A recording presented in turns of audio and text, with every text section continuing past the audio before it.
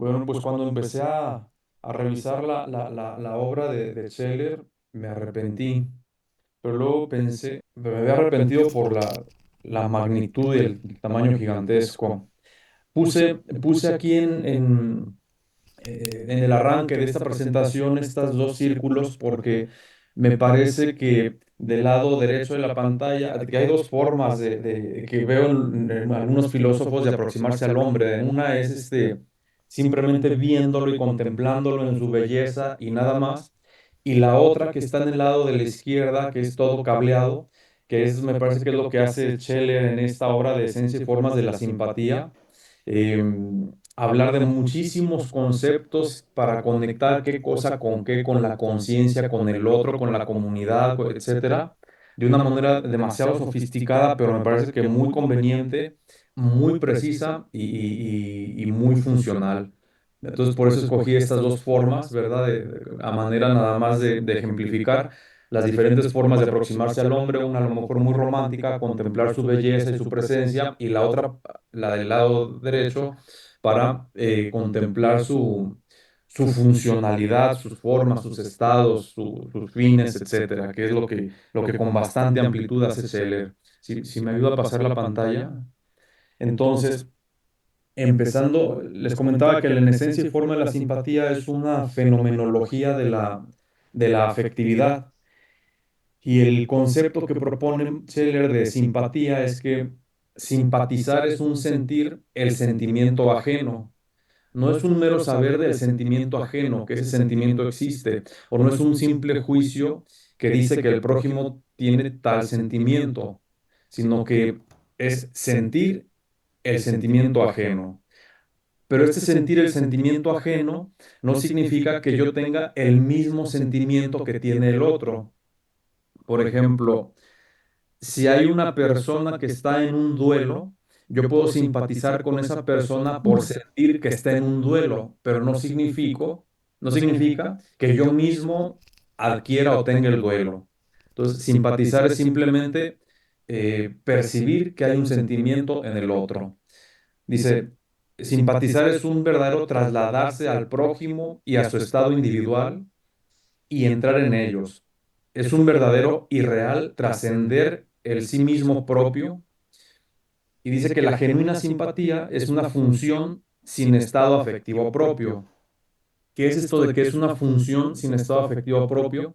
Pues que la simpatía es una función que tenemos innata, por virtud de la cual podemos percibir que hay un sentimiento en el otro, pero no significa que yo la tenga, de tal suerte que esta función de la simpatía eh, eh, al no tener estado afectivo propio, pues no puede ser tristeza, no puede ser alegría, no puede ser ninguna de esas. La simpatía es simplemente sentir que hay un sentimiento en el otro. Y luego la simpatía, pues sí, nos moverá a la congratulación cuando se trata de un sentimiento eh, positivo, o la simpatía nos moverá a la compasión por el otro cuando se trata de un sentimiento pues que diríamos negativo. Entre los estados afectivos que describe Scheller, pone dos grandes categorías. El primero es el contagio afectivo y la segunda categoría es la genuina unificación afectiva con el otro. Entonces, el contagio afectivo es un estado afectivo en donde padecemos involuntaria e inconscientemente una afección venida de fuera que no se origina en el propio yo. Esto es, por ejemplo, cuando llegamos a una fiesta y hay un tono de ambiente muy alegre y todo el mundo está pues, riendo, contentos, ¿verdad? Ahí nosotros nos contagiamos de ese estado de ánimo y nos viene de fuera ese estado de ánimo de una manera inconsciente, sin percatarnos de cómo simplemente entramos en el mudo y estamos ya contagiados de ese estado afectivo. En cambio, la genuina unificación afectiva, que es otro estado afectivo, se produce cuando hay una identificación del yo propio con un yo individual ajeno. Esa es una cosa ya un poquito más compleja, pero la podemos, y muy difícil de entenderla en la gran selva de ejemplos que va poniendo Scheller, pues está encontrando las notas distintivas y características. Entonces, la genuina unificación afectiva, que es la identificación de yos, del yo ajeno con un yo propio, tiene esas características que puede durar fases enteras de la vida. Puede ser idiopática, esto es cuando el yo ajeno es producido por el yo propio. Algún ejemplo de esto podría ser cuando, pues a lo mejor podemos ver un modelo de personaje, pensemos en Donald Trump, que ahora está de moda, ¿verdad? Y que a lo mejor el hombre es muy carismático, pero muy, muy carismático, y entonces el, el- el- el yo ajeno, que es el yo del señor Trump, lo reproduzco yo de una manera inconsciente, ¿verdad? Porque es tan carismático que yo quiero ser como él. Entonces, esta sería una unificación afectiva en donde yo casi casi apago mi yo y sin darme cuenta dejo que en mí se produzca el yo del personaje admirado. Puede ser la unificación afectiva otra, también ya heteropática, en donde el yo propio es preso por el yo ajeno. Mm, Son distingos muy sutiles, pero en la personalidad y ya en la práctica son muy reales y con causas diferentes. Esta unificación afectiva de tipo heteropática es, por ejemplo, en la posesión, cuando el yo ajeno viene y apresa al yo propio. La persona casi casi ya no es ella misma, sino, y aunque quiera ser ella misma, no puede porque ya está como poseída por el otro. Em, Otra de las características de la unificación afectiva es que es producida automáticamente. No es que voluntariamente yo quiera, por ejemplo, imitar al otro, sino que en automático fue tal la unificación afectiva que se logró entre los yo que solita se produce. Otra característica es que la unificación afectiva se produce cuando las dos esferas de la conciencia se tornan vacías. A ver, aquí en esta nota está condensada muchísima información. Al hablar de dos esferas de la conciencia es porque Scheller, como personalista que podemos catalogarlo, dice que el hombre tiene tres dimensiones, que son la corporal, la anímica o psíquica o del yo, y la tercera es la espiritual. Y en estas dos últimas esferas, que son la anímica y la espiritual, eh, puede ocurrir que queden vacías, y cuando las dos esferas de un individuo están vacías, ese individuo puede ser muy, muy dado a la unificación afectiva, ya sea la idiopática o la heteropática. Otra de las características de la unificación afectiva es que puede ser producida por un impulso de contagio afectivo, que es el que hablábamos al principio. Si podemos pasar al siguiente. Aquí hay algunos ejemplos. Max Scheler señala 10 ejemplos de unificación afectiva. Y el primer ejemplo que da es están aquí donde está la imagen de la niña con la muñeca. En la vida psíquica infantil, vemos a la niña jugando con su muñeca y en ese juego hay una unificación afectiva, pero no de la niña con la muñeca, sino que hay una unificación afectiva del yo de la niña con el yo de la mamá de la niña. O sea, la niña en ese momento y en ese juego pierde su propio yo y se convierte no en ella misma, sino que se convierte en la madre y actuará como si fuera la madre, y para ella la niña será, digo, la muñeca será la niña, pero la niña deja de ser ella misma, cede su yo al yo de la madre. Entonces, en la vida psíquica infantil hay esa forma de unificación afectiva entre la niña y la madre. Otro ejemplo de unificación afectiva es en la hipnosis, donde el yo de la persona hipnotizada eh, cede y es unificado con el yo de la persona hipnotizante.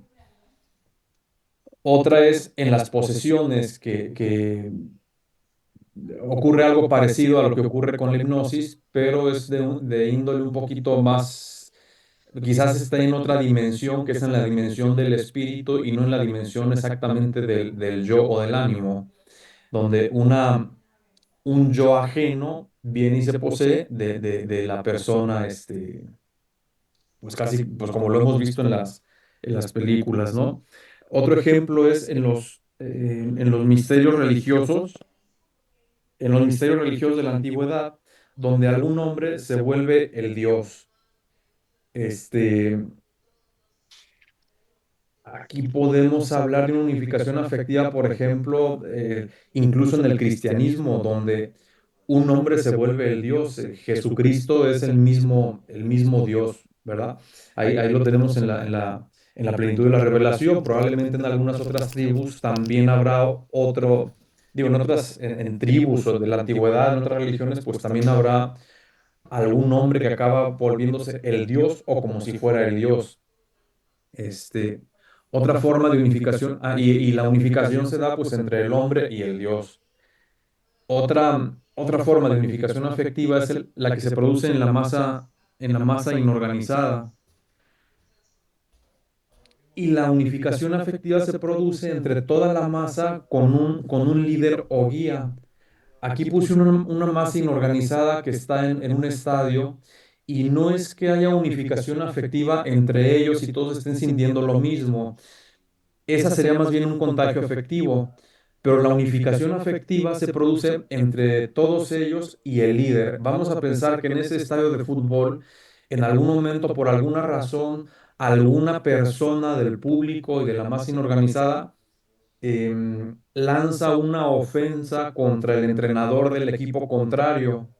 Y entonces, por unificación afectiva de toda la masa inorganizada, todos se unen con el líder y de manera unificada, todos tienen el mismo sentimiento en contra de la persona ofendida. Pensemos en el director técnico del equipo contrario.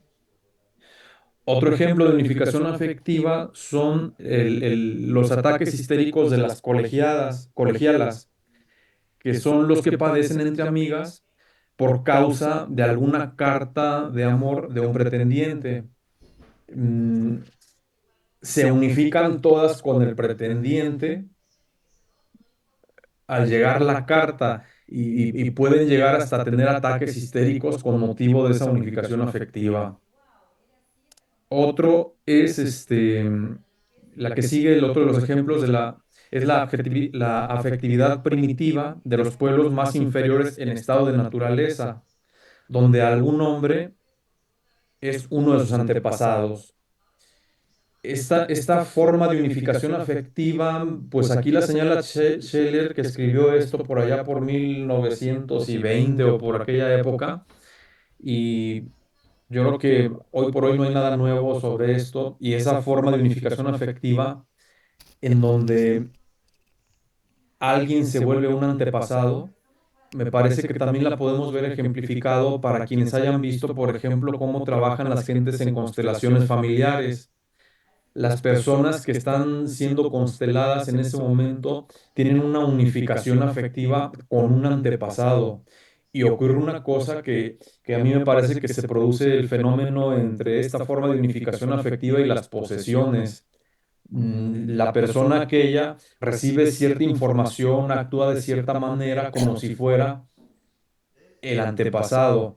Entonces, y Scheller ese fenómeno lo señala como una de las tantas formas de unificación afectiva. La otra forma de unificación afectiva es la que se da, por ejemplo, entre la parálisis de la oruga frente a la araña. Cuando la oruga ve a la araña, la oruga se paraliza y es como que cede su yo frente a la araña la unificación afectiva es de tal magnitud que la oruga y la araña se vuelven en ese momento una sola cosa, al grado tal que la araña se la come. Entonces, esa es otra forma de unificación afectiva. Otro de los ejemplos que da Scheller de la unificación afectiva es el fenómeno de la fusión mutua en el acto sexual por amor. Dice él que cuando el acto sexual se hace por amor, entonces hay una genuina unificación afectiva, porque hay una unificación de un yo con el otro yo. En cambio, cuando el acto sexual no se hace por amor, sino por cualquier otro motivo, como pudiera ser por goce, en ese caso no hay unificación afectiva porque es solamente un yo que se aproxima a un objeto y por lo tanto no puede haber unificación afectiva porque la unificación afectiva debe ir de un yo propio a un yo ajeno. Y la última forma de unificación afectiva que señala Scheller es el instinto materno, en donde por unificación afectiva entre el yo de la madre con el yo del hijo, la madre conoce de una manera sorprendente las necesidades físicas y emocionales de cada momento del hijo. Este, es el fenómeno ahí muy característico de la unificación afectiva. Si podemos pasar a la siguiente lámina. Bueno, con base en los fenómenos de la simpatía, Marx señala, y aquí viene una de las grandes aportaciones de la obra de Max Scheler, él habla que existe un reino independiente de valores que tiene como notas características estas cuatro que vemos al lado izquierdo y que las toma él del análisis del fenómeno de la simpatía. Y dice él que los valores existen en un reino independiente de objetos ideales, que el conocimiento ético depende del percibir sentimental, este, que no todo sentir es de la misma índole, ni nos presenta los mismos valores, y que hay tres maneras de sentir, que son sentir estados, sentir funciones o sentir los actos. Con esto Marx dice que en el reino de los valores, el órgano que nos permite navegar por ese reino, explorar ese reino y conocer lo que hay en ese reino, es decir, conocer esos valores que son objetos ideales, el órgano que nos permite conocerlos no es la razón, sino el sentimiento. Ese reino de objetos ideales no se conocen por el pensamiento, sino por el sentimiento. Entonces dice, considerando que los valores existen en un reino independiente de objetos ideales, el medio a través del cual podemos aprender dichos valores, que es el conocimiento ético y no el conocimiento de la ética, este, o sea, el medio a través del cual podemos aprender dichos valores es el percibir sentimental, es decir, el sentir. Así pues, los valores no son dados a la racionalidad, sino a la percepción afectiva, y ésta es capaz de conocer el orden jerárquico objetivo de los valores. Aquí hay una cosa que a mí me parece muy interesante y muy útil de la obra de Scheller, que es esto de un orden jerárquico objetivo de los valores, porque en esta época de relatividad, como que nos hace falta o nos conviene mucho tener una brújula que nos indique un orden objetivo de los valores. Y esto a partir del estudio del fenómeno de la simpatía, Scheller señala cuál es ese orden jerárquico objetivo de valores. Si podemos pasar a la siguiente tabla. Y entonces aquí Scheller pone en el orden jerárquico objetivo de valores, en la tercera columna vemos los tipos de valores, en la segunda vemos los valores y en la primera vemos qué sentimientos son los que nos permiten conocer esos valores. Entonces, por ejemplo, veamos en la primera fila que hay sentimientos sensoriales o de sensación que nos permiten identificar y conocer valores sensibles. Luego vamos a la siguiente que dice que los valores sensibles son los valores de lo agradable, de lo desagradable, de lo útil o de lo inútil. Y que el personaje que más se distingue por esto es aquel que es el artista del placer. Luego, el siguiente tipo de sentimientos que nos permite conocer valores son los sentimientos orgánicos o vitales, que nos permiten conocer los valores vitales. Estos valores vitales son los valores de lo noble, lo vulgar, lo bueno o lo malo. Y el personaje que más se caracteriza por conocerlos es el héroe. Ya ven que hay héroes buenos y héroes malos, ¿no? O habrá héroes vulgares y héroes nobles. El otro tipo, otro sentimiento que nos permite conocer valores son los sentimientos puros del alma o del yo. Y esto nos permite conocer valores espirituales. Y entre los valores espirituales, digo, a los valores espirituales pertenecen tres tipos de valores que son los éticos, los estéticos y los del conocimiento. Los éticos son aquellos de lo justo o lo injusto, los estéticos lo bello o lo feo, y los del conocimiento son los de lo verdadero y lo falso. Y el personaje que más se acerca al conocimiento de estos valores por los sentimientos es el genio. Y por último, el cuarto tipo de sentimientos que nos permiten conocer otro tipo de valores es los sentimientos espirituales o de la persona. Y aquí los valores que se pueden conocer con estos sentimientos son los valores religiosos y a ellos pertenecen lo sagrado o lo profano. Y el personaje que tiene más sensibilidad y conocimiento de estos valores es el santo. Si podemos pasar a la siguiente lámina. Ernesto, un minuto para que vaya cerrando. Bueno, pues ya con esto cierro con el recto ordo amoris. Nos señala Scheller que, que así como existe el reino ideal de los valores, vamos a ir escalando en una escala de ejercicio de nuestros sentimientos que nos llevan a conocer todos esos diferentes tipos de valores y se van graduando la forma de ejercitarlos desde la genuina unificación objetiva al siguiente escalón es el sentir lo mismo que el otro, luego a la simpatía, después a lo que él llama la humanitas, que es el amor al hombre, pero así como abstracción, y por último, el amor a cosmísticos o de la persona y a Dios. Esto así muy rápido, esto del amor a cosmístico me parece que es lo que los católicos solemos decir hermano en Cristo, por ejemplo, que es una expresión muy usada, pero muy desconocida de su contenido. Y aquí técnicamente me parece que Scheller se refiere a ella. Y yo siempre me preguntaba, ¿qué es esto de que hermano en Cristo, o te saludo en Cristo, o te amo en Cristo?